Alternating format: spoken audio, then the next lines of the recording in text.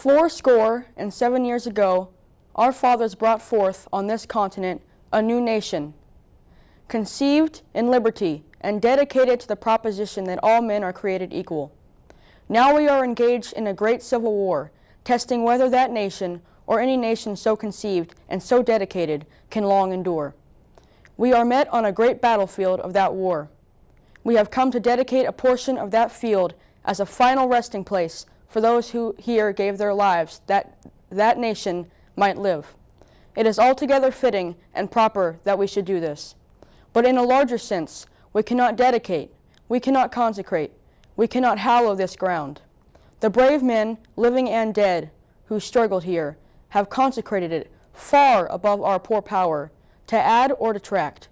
The world will little note, nor long remember what we say here, but it can never forget what they did here. It is for us to living rather to be dedicated here to the unfinished work, which they who fought here have thus far so nobly advanced.